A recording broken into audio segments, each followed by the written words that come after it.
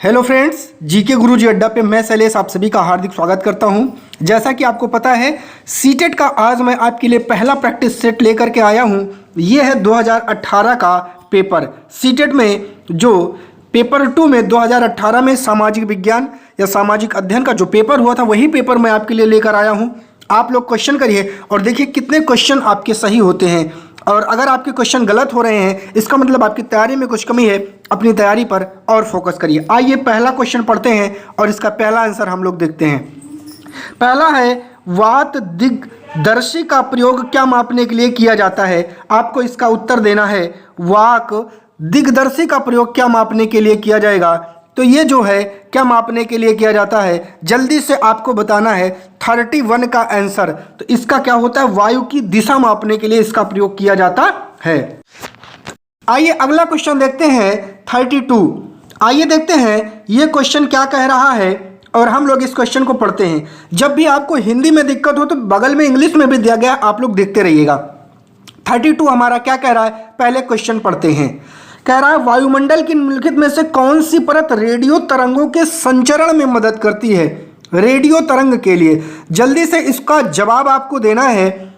समतापमंडल होता है? बिल्कुल नहीं होता है। मध्यमंडल होता है? बिल्कुल नहीं होता है। बाह्यमंडल होता है? बिल्कुल, यही आपका राइट जवाब हो जाएगा प्यारे साथियों, क्योंकि इसी में क्या होता है, रेडियो तरंगों के संचरण में मदद मिलती है। ठीक है, आइए अगले क्वेश्चन पे चलते हैं। क्वेश्चन नंबर 33 क्या कह रहा है देखते हैं। पृथ्वी की विभिन्न परतों के क्रम में आंतरिक से बाहरीतम परत तक पहचानना है। अंदर से बाहर की तरफ आपको पहचानना है। इसका राइट जवाब बताइए। तो सबसे पहले जानते ही हैं आप, परपटी ऊपर होगा ये पता है, मेटल भी ऊपर ही होगा, ये अंदर नहीं होगा। आंतरिक क्रोड़ वाला ही हमारा ऑप्शन होगा। अब ध्यान से समझिए, ऑप्शन को कैसे हम लोग निगलेक्ट करते हैं। दोनों में 3 और 4 में आंतरिक क्रोड़ है, बाहरी क्रोड़ है। अब कंफ्यूजन इसी लास्ट में दोनों में है, कौन अंदर और कौन बाहर। तो मेंटल अंदर होता है, परपटी सबसे ऊपरी होती है। चौथा आपका राइट जवाब हो जाएगा प्यारे साथियों। आइए इसके बाद चलते हैं 34 पे और देखते हैं हमारा ये क्वेश्चन क्या कह रहा है। दिए गए आरेख में सूर्य, पृथ्वी और चंद्रमा की स्थिति को ध्यान से देखें और बताइए क्या दर्शाता है। इसका मतलब सूर्य और चंद्रमा के बीच में, ये सूर्य है और ये चंद्रमा है, इसके बीच में हमारी क्या है, पृथ्वी है। तो जब सूर्य और चंद्रमा के बीच में पृथ्वी आएगी तो क्या होता है, आपको पता होगा, जल्दी से बताइए। इसका जवाब आपको बहुत जल्दी देना है 34 का। जल्दी से जवाब दीजिए, क्या होगा? लघु जौर भाटा। जो लघु जौर भाटा है वही आता है। जब सूर्य, पृथ्वी और चंद्रमा की स्थिति इस तरीके से हो जाती है तो क्या होता है, लघु ज्वार भाटा आपका आता है। आइए चलते हैं 35 नंबर पर और देखते हैं क्वेश्चन क्या कह रहा है। नदी मैदान में प्रवेश करती है तो वह मुड़ जाती है और बड़े मोड़ बनाकर बहती है। जैसे कोई नदी है, ये मैदान में पहुंची तो बड़ा सा मोड़ बनाकर बहने लगी। इसका मतलब क्या है, जल्दी से जवाब दीजिए। तटबंध तो बिल्कुल नहीं होगा, बाढ़ का मैदान होगा ही नहीं, चापर झील से कोई मतलब ही नहीं है। लास्ट ऑप्शन आपका बच्चा है विसर्प, और यही विसर्प कहलाता है। देखते रहिएगा, यहां से आपको बहुत हेल्प मिलेगी। पिछली बार के जो भी क्वेश्चन रिपीटेड बहुत होते हैं सीटेट में, तो आपको बहुत हेल्प मिलने वाली है। 36 क्या कहला है, अधिकांश दुर्गम क्षेत्रों में और आपदाओं के समय लोगों को बचाने, भोजन, जल, कपड़े, दवाओं को वितरित करने के लिए यातायात का कौन सा माध्यम सबसे बेहतरीन है? रेल मार्ग होगा नहीं, हर जगह पहाड़ी एरिया में, उबड़ खाबड़ में रेल जाएगा नहीं, सड़क का कोई मतलब ही नहीं। जल मार्ग भैया नहीं है हर जगह पहाड़ी क्षेत्र में, तो वायु मार्ग, दैट इज राइट आंसर।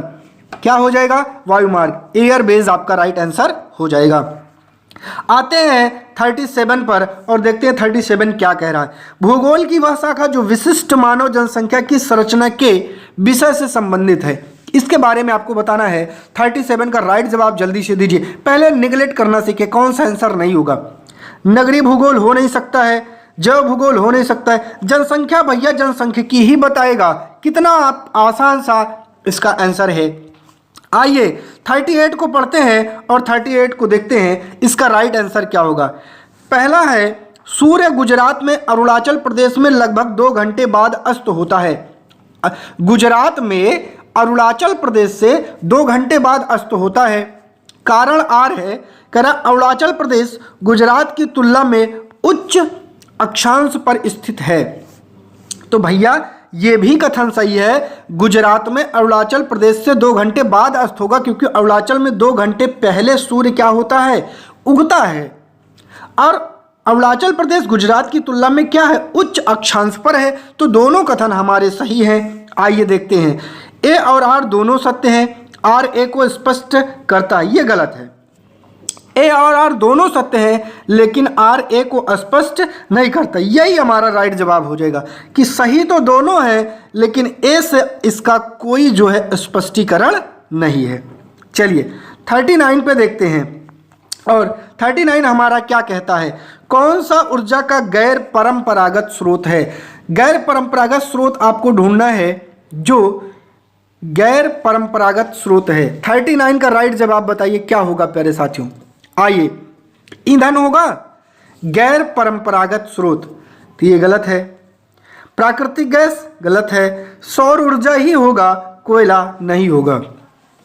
सौर ऊर्जा ही क्या है, गैर परंपरागत हमारा स्रोत है, नॉन कन्वेंशनल जिसको हम लोग बोलते हैं। चलिए इसके बाद हम लोग आगे देखते हैं प्यारे साथियों, अगले क्वेश्चन की तरफ हम बढ़ते हैं।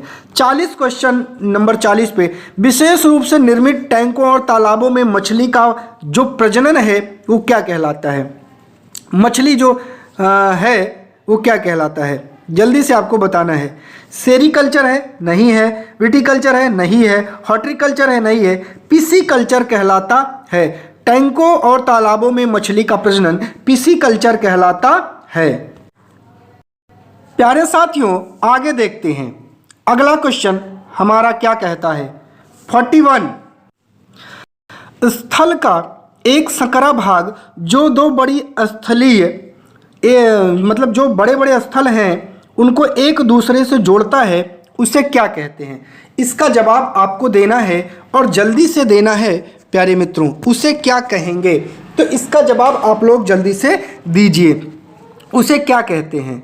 तो उसको कहते हैं जलसंधि। अरे बाबू, जलसंधि जल मार्ग को जोड़ता है, इसका कोई कॉन्सेप्ट ही नहीं है। स्थल संधि होगा बाबू, जो स्थल को जोड़ता है। 42 अगले क्वेश्चन पे चलते हैं और देखते हैं इसका क्या जवाब है। कौन सा महाद्वीप आकार में सबसे छोटा है। अब इसे मुझे क्या बताना है, जल्दी से राइट जवाब दीजिए, इसका क्या हो जाएगा। सबसे छोटा महाद्वीप आपसे पूछा है। दक्षिण अमेरिका बड़ा है, अफ्रीका और बड़ा है, यूरोप भी बड़ा है, ऑस्ट्रेलिया ही सबसे छोटा है बाबू। इसका राइट जवाब ऑस्ट्रेलिया हो जाएगा। 43 जल्दी से, उच्च प्राथमिक स्तर पर सामाजिक विज्ञान में शामिल है। कौन कौन सा विषय शामिल है। कितना पिद्दू सा क्वेश्चन है, लेकिन गलत हो जाता है बाबू। आइए देखते हैं, इतिहास, भूगोल, राजनीति विज्ञान, मनोविज्ञान। नहीं बाबू, मनोविज्ञान नहीं है। समाज शास्त्र भी नहीं है। इतिहास, भूगोल, राजनीति विज्ञान और अर्थशास्त्र, यही आपका है, यही राइट जवाब हो जाएगा। थोड़ा सा अर्थशास्त्र के बारे में आपको पढ़ाया जाता है, राइट जवाब। अगला चलते हैं, 44 क्या कह रहा है, देखते हैं और लगाते हैं। आगमनात्मक अधिगम निम्नलिखित में से किस विधा का विरोधाभासी है। आगमनात्मक अधिगम की बात कर रहा है। 44 का राइट जवाब क्या होगा, तो ये किसका होगा, व्याख्यानात्मक शिक्षण, यही आपका राइट जवाब हो जाएगा। आइए आगे चलते हैं 45 और देखते हैं क्या कह रहा है। दिए गए कथनों में ए और बी को पढ़िए और सही उत्तर का चयन कीजिए। 45 आपको ध्यान से पढ़ना है, क्योंकि यहाँ उत्तर का चयन करना है। आलोचनात्मक सोच धारणाओं के निर्माण तथा विचारों के अनुप्रयोग और विस्तार को बढ़ावा देती है। दूसरा है, यह दूसरों के तर्कों और विश्वासों को समझने और मूल्यांकन करने में मदद नहीं करती है। तो ये गलत है भाई, जब हम समझेंगे नहीं और उसके बारे में जानेंगे नहीं तो कैसे करेंगे। इसका राइट जवाब क्या होगा जानते हैं, यही ए सत्य है और बी असत्य है, क्योंकि बी सत्य है ही नहीं, ए तो सत्य है। इसका मतलब हमारा क्या हो जाएगा, इसका राइट जवाब ए ही हो जाएगा। 46 क्या कह रहा है, अनुभवजन्य साक्ष्य क्या है, इसके बारे में बताना है। अनुभवजन्य साक्ष्य का मतलब क्या होता है, तो इसका राइट जवाब जल्दी से आप लोग बताएंगे। इंद्रियों के माध्यम से वास्तविक दुनिया में एकत्रित आंकड़े अनुभवजन्य, जिसको हमने अनुभव किया है, ठीक है, तो यही पहला ही आपका राइट जवाब हो जाएगा। तो लास्ट के सारे वैसे ही गलत हो जाएंगे। 47 की बात करते हैं। भौतिक विशेषताओं के मॉडल जो आपकी प्राकृतिक शिक्षण के लिए सबसे अधिक उपयुक्त है वो क्या कहलाएगा प्यारे साथियों? इतिहास नहीं, अर्थशास्त्र नहीं, भूगोल ही राइट जवाब है। भौतिक विशेष मॉडल और प्रकृतियाँ जो हैं, जिसे हम लोग मॉडल्स बोलते हैं, रिप्लिकस बोलते हैं, वो किस में आते हैं? आपको ज्योग्राफी में ही आते हैं। 48 की हम आपसे बात करते हैं। 48 क्या कह रहा है? स्थानीय समाचार पत्र में मौसम की जानकारी का संग्रह किस प्रकार का स्रोत है? प्राथमिक है, द्वितीयक है, तृतीयक है? प्राथमिक और तृतीयक दोनों है। आपको राइट जवाब देना है 48 का। तो समाचार पत्र जो है, स्थानीय समाचार पत्र, वो कहीं और से लेता है ना बाबू, अपने मन से तो देता नहीं है। इसका मतलब द्वितीयक सूत्र में आएगा। जो उसको बताता है वो प्राथमिक में आता है। आइए 49 पे चलते हैं। सीखने की अक्षमता वाले विद्यार्थी किस प्रकार की कक्षा के अन्य छात्रों के साथ सीखते हैं? तो आज ही हमने आपके लिए अक्षमता की वीडियो डाली है, जाके ऊपर पहले देख लीजिए, तब जो है इसको क्वेश्चन को करिएगा। वैसे मैं इसको बता रहा हूँ आपको क्या है इसका राइट जवाब 49 का। जो सीखने की अक्षमता वाले शिक्षार्थी हैं वो कक्षा के अन्य छात्रों के साथ कैसे सीखते हैं, आपको बताना है। जल्दी से इसका राइट जवाब देना है 49 का, तब जो है मैं जानूंगा कि आप लोग जो है पढ़ाई कर रहे हैं। जल्दी से बताइए। बहुत पिद्दू सा क्वेश्चन है भैया, अलग कक्षा में रखना ही नहीं है। एनसीएफ मना करता है, विशेष की बात करता ही नहीं है। आधुनिक कौन सी टेक्नोलॉजी होती बाबू? समावेशी। समावेशी कक्षा की बात करता है हमारा एनसीएफ। समावेशी कक्षा में उसको रखना है, सबके साथ लेकर के उसको चलना है। 50 क्या कह रहा है, आइए देखते हैं बाबू 50 क्या कह रहा है। और आइए 50 का रिजल्ट हम लोग जो है 50 क्वेश्चन को पढ़ते हैं। सभी बच्चे विकास के समान अनुक्रम से गुजरते हैं, लेकिन विभिन्न दरों से। इसलिए शिक्षक को पूरी तरीके से कक्षा के लिए नहीं, बल्कि व्यक्तिगत बच्चों और छोटे समूहों के लिए गतिविधियों की योजना बनानी चाहिए। आपको बताना है यह कथन किसका है। जल्दी से इसका जवाब दीजिए। मैं आपको 2 सेकंड का समय देता हूं, मैं देखूं। ये थोड़ा सा कठिन क्वेश्चन है बाबू, प्रयास करिए। तो क्या होगा इसका राइट जवाब? भैया इसका राइट जवाब बच्चे के विकास के अनुक्रम जब ऐसे पूछे तो जान लीजिएगा ये आपका CL, ये ओगडेन नहीं होंगे, परसेल भी नहीं होंगे, एच बेल भी नहीं होंगे, जीन पियाजे ही महोदय आएंगे। राइट जवाब इसका हो जाएगा। 51 की बात करते हैं। कक्षा में सहकारी शिक्षा को बढ़ावा देने के लिए एक शिक्षक को क्या करना है? तो भैया जल्दी से इसका जवाब दीजिए। उन्हें व्यक्तिगत परियोजनाएं दें। अरे बच्चा है बाबू, वो कौन सी व्यक्तिगत परियोजना करेगा? काम के लिए कक्षा को छोटे छोटे समूहों में थोड़ी आप बांट देंगे। परियोजना को करने के लिए उन्हें विभिन्न स्रोत प्रदान करिए, ये भी नहीं होगा आपका। छात्रों को बहस और चर्चाओं में लगाओ। जब वो चर्चा करेंगे तो उनको नई नई चीज़ें क्या होगी, मिलेगी, जिससे उनके काम करने में उनके रुचि और बढ़ेगी। आइए अगला देखते हैं 52। एक आत्मनिर्देशित अनुशासित सोच जो एक उचित तरीके से गुणवत्ता के उच्चतम स्तर पर तर्क करने का प्रयास करती है, उसे क्या कहते हैं? 52 का आपको राइट जवाब देना है। तो जल्दी से बताइए बाबू ये क्या हो जाएगा इसका राइट जवाब? तो इसका राइट जवाब होगा भैया कौन सी सोच में है? जटिल सोच होगी नहीं, बुद्धिमान सोच होगी नहीं, अमूर्त सोच होगी नहीं, ये है आलोचनात्मक सोच। क्या होती है? जो उचित तरीके से गुणवत्ता के उच्चतर स्तर पर, उच्चतर स्तर कहाँ होगा? आलोचनात्मक सोच में होगा बाबू। आगे चलते हैं 53 क्या कह रहा है? अजंता गुफा चित्रों में इस्तेमाल किए गए रंग किस सामग्री से बनाए गए हैं? 53 का आपको जवाब देना है। तो भैया आपने अभी, मैंने जब NCERT पढ़ाई थी तो आप वहां जाके देख लीजिए, मैंने साफ साफ बताया है वहां किसका, पशु नहीं है, ग्रेफाइट नहीं है, पौधों और खनिजों से बनाए गए हैं। राइट जवाब आपका तीसरा हो जाएगा बाबू। 54 आइए देखते हैं क्या कह रहा है। सबसे पुरानी पांडुलिपियां किस पर लिखी गई हैं बाबू? बहुत आसान क्वेश्चन है, इसको तो आपको जल्दी से बता देना चाहिए। किस पर लिखी गई हैं बाबू? ताड़पत्रों पर लिखी गई हैं, और वो ताड़पत्र भूर्ज नामक पेड़ से प्राप्त होता है। हमने इसको बताया था आपको, ठीक है। आप लोग बुक्स भी देख लीजिएगा, बुक बहुत ज़्यादा महत्वपूर्ण है। मानव इतिहास में कौन सी अवधि काल सबसे लंबी है, आपसे पूछ रहा है, जल्दी से जवाब दीजिए। तो वो पूरा पाषाण काल है जो सबसे लंबा आपका चलता है बाबू। आइए आगे चलते हैं 56 क्वेश्चन पे, और ये क्या कह रहा है, यहाँ से 4, 5, 10 क्वेश्चन आपको जरूर एग्जाम में मिल सकते हैं, इसको बहुत अच्छे से देखते रहिएगा। ए और बी को पढ़िए और सही उत्तर का चयन कीजिए। बताओ, मेहरगढ़ पाकिस्तान के बोलन दर्रे के पास एक उपजाऊ मैदान में स्थित है। ये आपका कथन ए है। कथन बी कह रहा है यहाँ खेती और पशुपालन के साक्ष्य पाए जाते हैं। आपको अब यहाँ बताना है इसका राइट जवाब क्या होगा, ऑप्शन पढ़ करके। चलिए ऑप्शन पढ़ते हैं। ए सत्य बी असत्य, गलत है। ए सत्य बी असत्य, ए असत्य बी सत्य, ये भी गलत है। ए और बी दोनों सत्य, ये भी गलत है। ए और बी बाबू दोनों सत्य हैं। देखिए, मेहरगढ़ पाकिस्तान के बोलन दर्रे के पास एक उपजाऊ मैदान में स्थित है। मैंने चैप्टर पढ़ाते समय आपको बहुत अच्छे से बताया था, यहाँ खेती और पशुपालन के साक्ष्य मिले हैं, ये भी सही है, मैंने आपको बताया था बाबू। जाके ना पढ़े हो तो हमने जो बुक एक्सप्लेनेशन किया है वहाँ आप देख लीजिए। भारत के निम्नलिखित राज्यों में से किस एक राज्य में हड़प्पा के नगर सबसे बड़ी संख्या में मिले हैं बाबू? जल्दी से बताइए कहाँ मिले हैं। 57 का राइट जवाब दीजिए जल्दी से। तो पंजाब में नहीं है, हरियाणा में भी नहीं है, गुजरात में मिले हैं। कहाँ मिले हैं?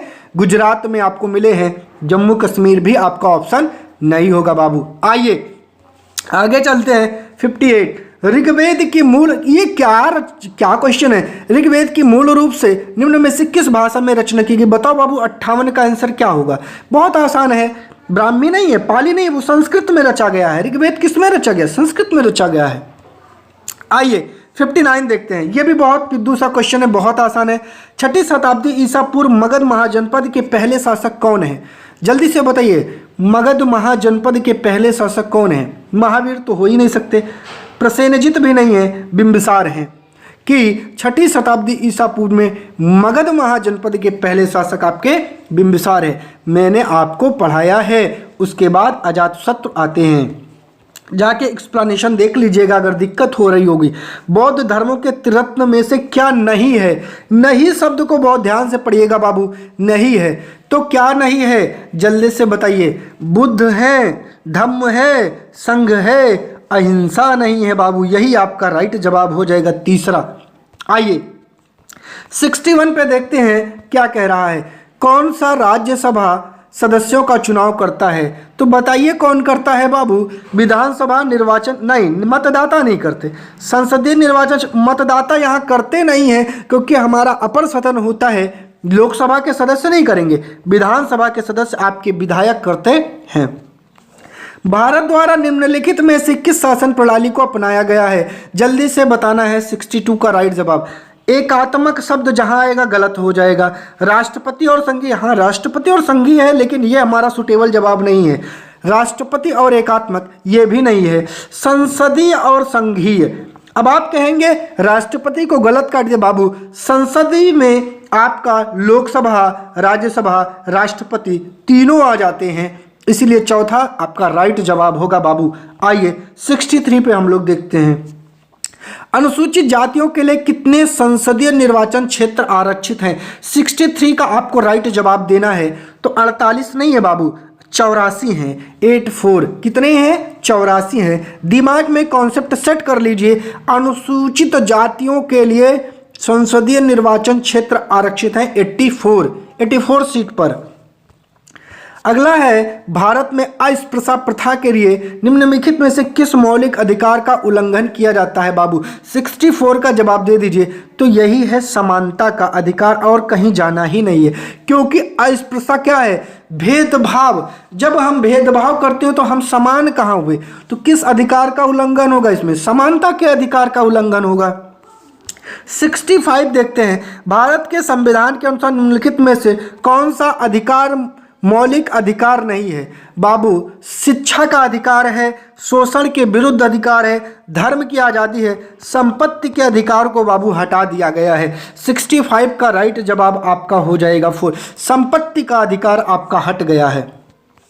66 क्या कह रहा है, अस्पृश्यता के आधार पर भेदभाव को संदर्भित करती है।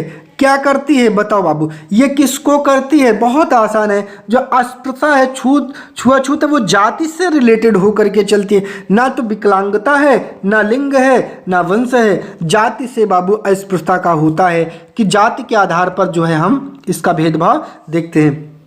अगला है, मुख्यमंत्री की नियुक्ति कौन करता है? पिद्दू सा क्वेश्चन है, मैं क्या बताऊं। राष्ट्रपति नहीं करता बाबू, प्रधानमंत्री नहीं करता, राज्यपाल इसका राइट जवाब हो जाएगा। 67 का राइट जवाब क्या हो जाएगा? राज्यपाल। और राज्यपाल की नियुक्ति आपसे पूछ लिया कौन करेगा, तो बाबू कौन करता है? आपको पता है प्रधानमंत्री के रिकमेंडेशन पर, और हमारे राष्ट्रपति महोदय करेंगे तो प्रधानमंत्री होगा नहीं, मुख्यमंत्री होगा नहीं, मुख्य न्यायाधीश होगा नहीं, राष्ट्रपति महोदय ही करते हैं राज्यपाल की नियुक्ति। 69 देख लेते हैं, प्रधानमंत्री का चुनाव कौन करता है? तो प्रधानमंत्री का चुनाव मंत्रियों की परिषद करेगी बाबू, जल्दी से बताइए। नहीं करेगी, मुख्यमंत्री नहीं करेंगे, सांसद करते हैं। जो हमारे सांसद और विधायक नहीं, सिर्फ सांसद करते हैं। जो हमारे सांसद महोदय हैं वही प्रधानमंत्री का चुनाव करते हैं। निम्नलिखित में से किसको भारत का पहला नागरिक कहा जाता है? जवाब दीजिए। भारत के मुख्य न्यायाधीश को कहा जाता है।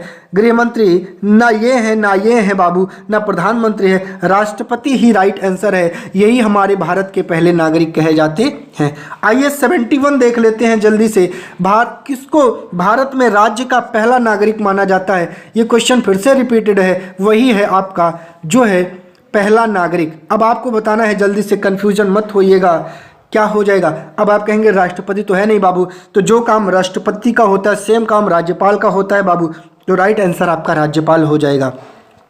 वर्तमान लोकसभा 2014 के बाद है, जो अगली आएगी वो कौन सी है? 13वीं, 14वीं, 15वीं, 16वीं। ये 14 के बाद का प्रश्न है, तो क्या हो जाएगा? 72 का राइट जवाब बाबू 16वीं है। कौन सी है? 16वीं है।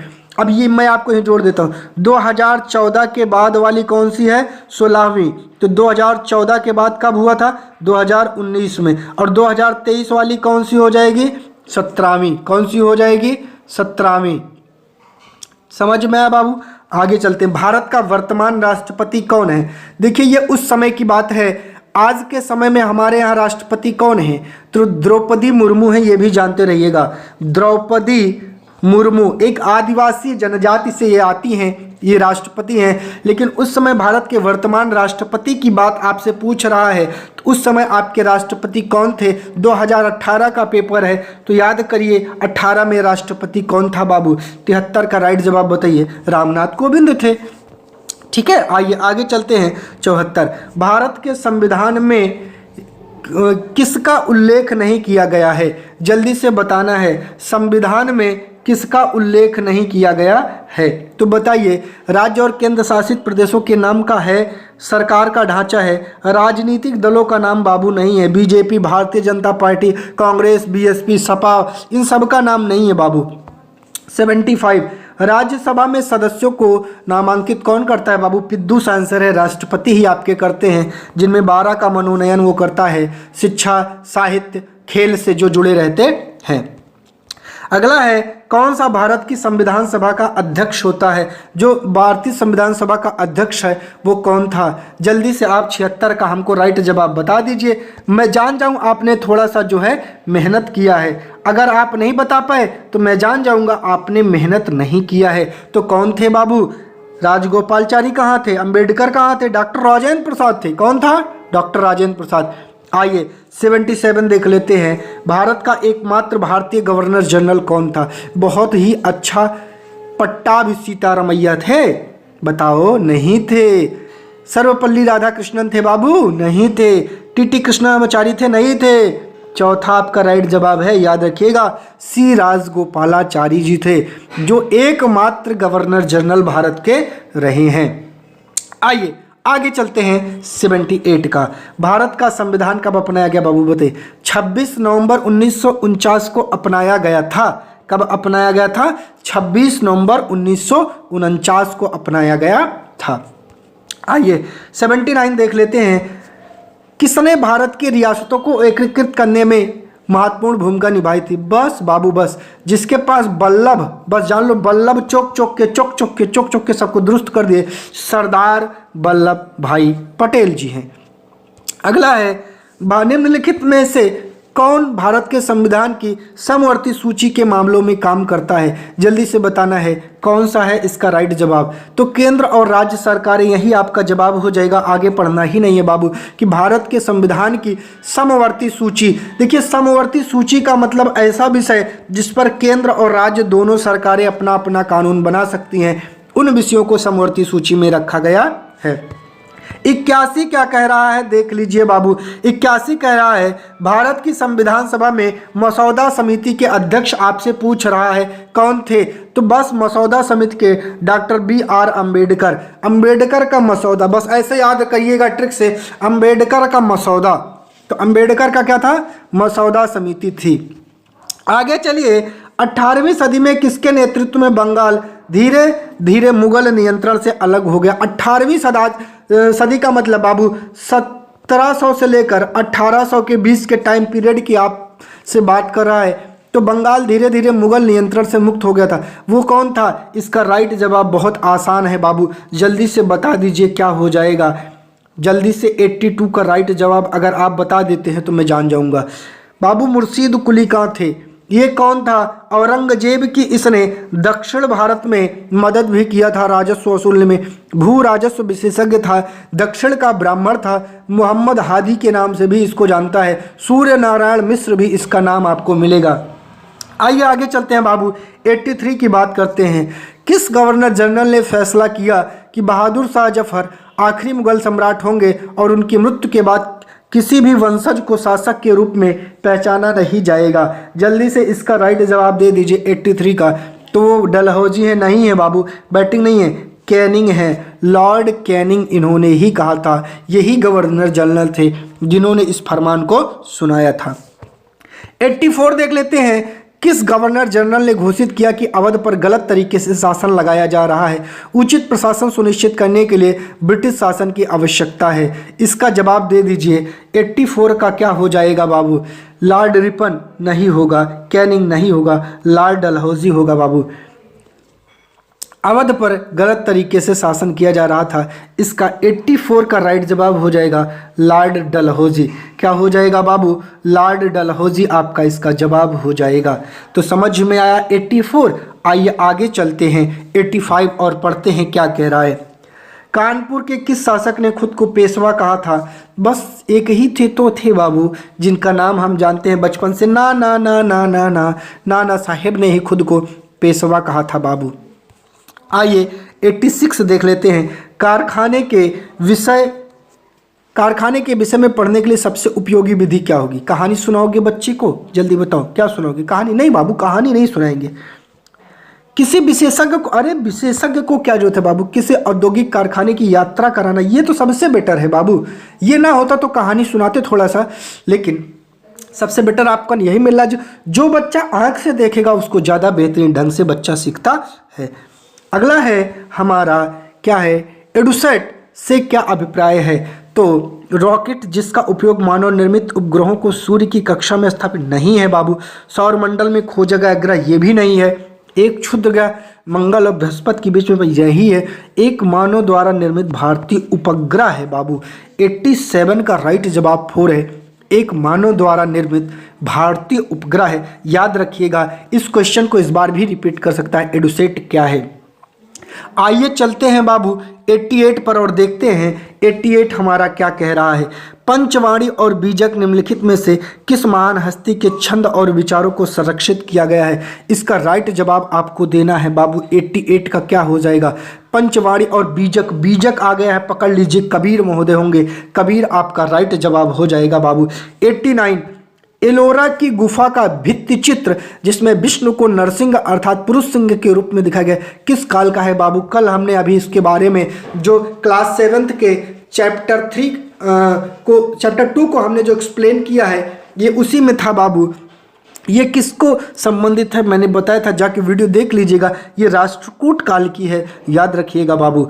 अगला 90 पे चलते हैं और 90 क्या कह रहा है, कौन सा संगठन उपनिषद में अवस्था रखता है। बाबू जल्दी से बता दीजिए उपनिषद में कौन रखता है, तो वो आपका कौन है, ब्रह्म है। बस ऐसे याद रखिएगा, ब्रह्म ही उपनिषद है, ब्रह्म ही उपनिषद है। याद हो जाएगा कि उपनिषद में आस्था रखने वाला कौन है, ब्रह्म समाज है बाबू। अगर वीडियो अच्छी लगी हो तो चैनल को सब्सक्राइब कर लीजिएगा, वीडियो को लाइक और शेयर जरूर करिएगा बाबू।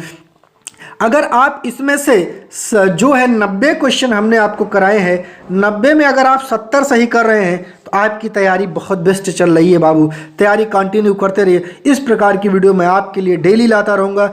अगर मोटिवेशन करता रहूँगा आपको, और 60 में 60 दिलाने का जो वादा है वो मैं आपके लिए करता रहूँगा बाबू। आइए हम लोग आज अपनी कक्षा को यहीं रोकते हैं, इसके आगे हम लोग कल पढ़ेंगे। आप सभी का चैनल पर जुड़ने के लिए बहुत बहुत धन्यवाद।